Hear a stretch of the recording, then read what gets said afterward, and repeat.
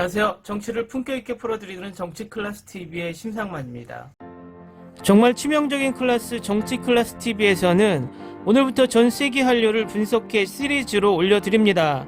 동아시아, 동남아시아, 미국, 남미, 유럽, 아프리카까지 과거의 한류부터 현재의 한류 상황까지 자세히 분석합니다.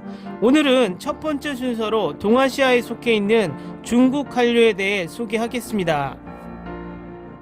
동아시아는 대한민국, 일본, 대만, 북한, 중국, 홍콩, 마카오, 몽골이 속해 있는 아시아 대륙의 동쪽 지역을 말합니다. 동북아시아 혹은 동북아라고도 합니다. 동아시아 중국은 한류라는 단어를 탄생시킨 한류의 진앙지입니다. H.O.T나 NRG 같이 이전까지 중화권에서 보기 힘들었던 파워풀한 랩과 역동적인 댄스를 선보인 댄스 아이돌이 중화권의 젊은 층에게 신선한 충격을 주었고, 그것은 그 당시 사회적 현상으로 대두되어 H.O.T의 해체 소식을 듣고 중국 각지에서 중국 청소년들이 대규모 집회를 벌인 것은 유명합니다. 이러한 한류 열풍은 대중문화에서도 큰 영향을 끼쳐 중국과 대만 등지에서는 2000년대 초반부터 한국의 아이돌 댄스 그룹을 모방한 그룹이 속속 등장하기도 할 정도였습니다. 중국에서 한류가 유행하게 된 배경으로는 보통 냉전 종식 후 유입된 급속한 자본주의적 가치관에 따른 서구지향적 문화소비 욕구의 증가를 꼽습니다. 이 같은 추세에 따라 서구 문화에 대한 욕구가 커졌는데, 미국 문화로 대표되는 서구 문화는 사회주의 국가인 중국에 거부감을 주었고, 당시 아시아를 지배하던 일본 문화는 반일 감정이 컸습니다. 또한 홍콩 문화는 서서히 몰락하고 있었고, 이때 서구 문화를 동양적 정서로 가공한 한국 문화가 적합하다고 생각되어 유행하게 되었다는 것입니다. 서구적이고 세련된 생활 양식에다가 장유유서 등의 유교적 요소가 적절히 조합된 한국 문화는 중국인들에게 친숙했고 수용에도 거부감이 적었습니다. 미국이나 일본 문화에 비해 소비 비용이 상당히 저렴한 것도 유행의 한몫을 했습니다. 한편 개혁 개방 이후 중국의 급속한 경제 성장에 따라 부모들의 자녀에 대한 관심과 애정이 커졌고, 중국 정부의 산하 제한 정책 때문에 아이를 한 명만 가지는 가정이 많아졌습니다. 이로 인해 소황제라 불리는 고소비를 일삼는 아이들이 늘어남으로써 한류가 시작되었다고 보는 시각도 있습니다. 이런 부류들을 오렌지족이라고 불렀는데, 또래들 사이에서 돋보이기 위해 한국 문화와 한국제 물건들을 구입하였고, 이게 붐으로 이어졌다는 것입니다. 당시 10대 아이들에게는 중국 문화에 비해 한국 문화가 역동적이고 화려하면서도 일탈적이지 않는 적당히 반항적이었기 때문에 선택되었다는 이야기입니다. 아직까지 유효한 점이라면 중국은 여전히 공산당이 통치하는 사회주의 국가라는 것입니다. 황금 시간대 중국 TV에는 한국, 일본처럼 연예인들이 나와서 웃고 떠드는 버라이어티 프로그램이 거의 나오지 않습니다.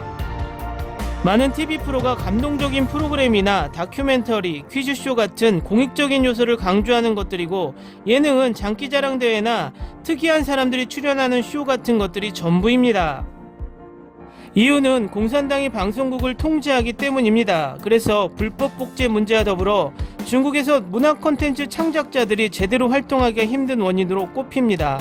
한국과 일본처럼 시청률에 목매서 지나치게 자극적인 프로그램이 난무하는 것도 문제지만, 중국처럼 장중하고 감동적인 프로그램만 허용되는 것도 문제입니다. 예전에는 중국에서 한국 예능, 드라마를 합법적으로 빨리 볼 수가 없었습니다. 그래서 대부분 불법 다운로드로 보곤 했고, 한국 지상파 방송의 예능 방송은 방송 후 이틀이 지나기 전에 전문적인 자막 제작자들의 손에 깔끔한 자막이 달려서 동영상 사이트에 순식간에 풀렸습니다. 바이두 같은 대형 공공 검색 엔진에 링크까지 달려있어 아무 문제 없이 최신 한국 방송을 검색해서 볼 수 있었습니다. 굉장히 편리해서 한국인들도 중국 사이트를 통해 볼 정도였습니다. 그러나 지금은 중국 인터넷 스트리밍 시장이 워낙 발달해서 대부분 합법적으로 계약하고 업로드하는 추세입니다. 2013년 2월 23일 강원대학교 김종섭 교수는 2013년 경제학 공동학술대회에서 중국 내 한류가 한국 화장품의 구매 의향에 미치는 영향에 관한 보고서를 발표했습니다. 이 보고서에는 중국 내 한류의 영향으로 중국 여대생 중 상당수가 화장품 구입비의 87%를 한국산 화장품 소비에 사용한다는 내용이 포함되어 있습니다. 또한 한류가 교류가 많은 동부해안가 지역일수록 이런 현상이 두드러진다고 주장했습니다. 김정석 교수는 한류에 힘입어 한국산 화장품의 품질 이미지가 개선되면서 구매 의향에 긍정적인 영향을 미치고 있다고 주장을 했습니다. 그런데 2016년 한국에 사드가 설치되는 것이 확정되자 중국 정부 측에서 칼을 대기 시작했습니다. 중국 정부가 아예 대놓고 한한령을 선포하고 한국 연예인을 출연 금지시키는 등 한류에 제한을 걸기 시작한 것입니다. 그러나 이러한 상황 속에서도 2017년 1월 기준으로 아시아 및 대양주 지역 한류 동호인이 4,010여만여 명으로 53% 늘었습니다. 한국 드라마는 질투, 여명의 눈동자가 최초로 1993년 지역방송을 통해서 방송되었습니다. 최초의 인기작은 1996년 중국 중앙방송에서 방영된 사랑이 뭐길래였습니다. 이 드라마는 1997년 6월부터 중국 전역에 방송되면서 중국 국내에서 방영된 외국 드라마로는 사상 최초로 시청률 1위를 기록했습니다. 그 후 1998년 별은 내 가슴에 해바라기, 안녕 내 사랑이 방영되면서 주연인 안재욱은 한류 스타로 발돋움했습니다. K-팝의 경우 처음에는 인기 드라마의 주연 배우가 부른 곡이 인기를 끌었고 대표적으로 안재욱이 부른 별은 내 가슴의 OST 포레버가 엄청난 히트를 쳤습니다. 그 후 1세대 아이돌 그룹 SES, 베이비복스, 신화, H.O.T, NRG 등이 연달아 해외 진출에 성공하면서 중국에서 K-팝이 유행하는 현상에 초석을 놓았습니다. 이렇게 초석을 다져놓은 후 다음 세대 아이돌이 2000년대 중반에도 중국으로 진출했습니다. 2000년대 중반부터는 여러 K-팝 가수들이 일본 시장으로 진출도 많이 해서 좀 갈리긴 했지만 장나라는 천우라고 불릴 정도로 인기를 누렸으며 슈퍼주니어도 중국에서 최상급 인기 그룹으로 자리매김했습니다. 이후 한동안 중국 내의 한류는 다소 정체를 보였다가 한국과 중국을 동시에 공략한 마케팅으로 성공을 거둔 엑소와 김수현과 전지현 주연의 별에서 온 그대로 인해 다시 한번 상승세를 보이고 있습니다. 태양의 후예도 별 그대 이상의 파급력을 보여주며 송중기, 송혜교를 중국 최고 인기 배우로 만들었습니다. 한한령 이후로는 사실상 침체기에 접어들고 있습니다. 사드 이슈와 같은 정치적 갈등으로 인해 중국 내 한국에 대한 반감이 매우 거세졌고 중국 방송계에서 아예 한국과 관련된 컨텐츠와 연예인들을 자체 검열에 따라 사실상 일반적인 루트로 한류를 접하기는 매우 어려워졌습니다. 게다가 그 빈자리는 자국 아이돌들과 드라마들이 대체함에 따라 더 이상 새로운 수요가 나올 기미가 보이질 않고 있습니다.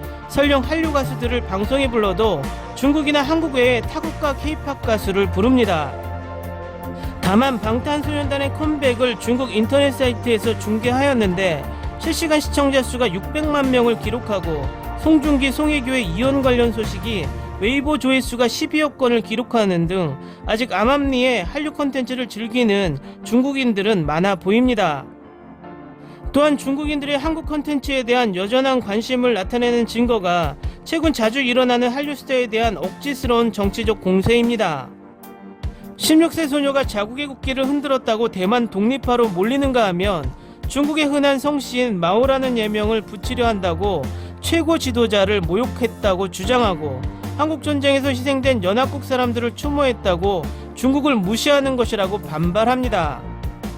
이러한 논란들의 공통점은 현지에서도 꽤나 큰 파장이 있었고 대부분 사실상 중국 공산당의 나팔수라 할 수 있는 중국 언론들에 의해 시작되거나 확산되었다는 것인데 논란의 억지스러움을 떠나 중국 당국의 한류 콘텐츠의 영향력에 상당히 민감해하고 있다는 것을 알 수 있습니다. 또한 중국에서도 듣보잡의 발언이 이슈가 될 리는 없는 만큼 논란이 일어난다는 것은 그 인물들의 중국 내 영향력이 상당함을 반증하기도 합니다. 다음은 한국과 일본은 세계적인 가수들이 있는데 중국은 왜 없나란 중국 커뮤니티 게시글의 중국 댓글 반응입니다. 일본이나 한국에서는 매년 새로운 가수나 그룹이 나와 인기를 끌고 있는데 중국은 언제까지나 수십 년 전에 대만곡을 부르고 있다. 이만큼 사람이 있는데 제대로 부르거나 작사 작곡할 수 있는 사람이 없을까? 중국은 정치적으로 대중음악 문화가 뿌리내리지 않는다. 모두가 그렇진 않지만 기본적으로 대중음악이라고 하는 것은 반체제적이거나 반전으로 비주류가 개척해 나가는 카운터 문화가 바탕이니까. 오래된 가수밖에 없어. 일본 가수는 세계적으로 유명하지 않고 대만에서만 유명하다. 대만의 오래된 가수도 구미야 일본의 노래를 커버하고 있을 뿐. 대만의 인기 가수? 그들은 한국 노래를 베끼고 있을 뿐이야. 지난 10년간 대단한 가수가 나와 있지 않다. 앞으로도 나올 일은 없을 것이다. 중국어가 문제일까? 한국을 그저 따라하기만 해서 발전이 없는 거야. 일본이 세계적인 가수가 나온다고? 혼자만 알고 있는 세계적인 일본 가수가 있는 거야? 댓글 반응 잘 보셨나요? 중국이 세계적인 가수가 나오지 않는 이유를 다른 국가들은 다 알고 있는데 정작 중국만 모르고 있나 봅니다. 정작 세계적인 글로벌 시대에 1980년대 후반에서나 했던 세국 정책을 쓰고 있으니 결국 국민들은 몰래 어둠의 경로로 보고 있지만 TV 방송에서는 국뽕방송과 표현의 자유가 제약된 프로그램만 방영을 하니 시청자의 수준도 엔터테이너 수준도 발전이 없게 되는 것이고 일본처럼 스스로 자국문화만이 최고라고 하는 갈라파고스화가 되는 것입니다. 그러니 중국에서 세계 최고의 가수가 나오지 않는 이유인 것입니다. 다음 시리즈는 대만 한류 편입니다. 많은 시청 바랍니다. 오늘은 여기까지 하겠습니다. 오늘도 강화된 사회적 거리두기 꼭 실천합시다. 여러분의 구독과 좋아요는 저에게 큰 힘이 됩니다. 항상 시청해 주셔서 고맙습니다.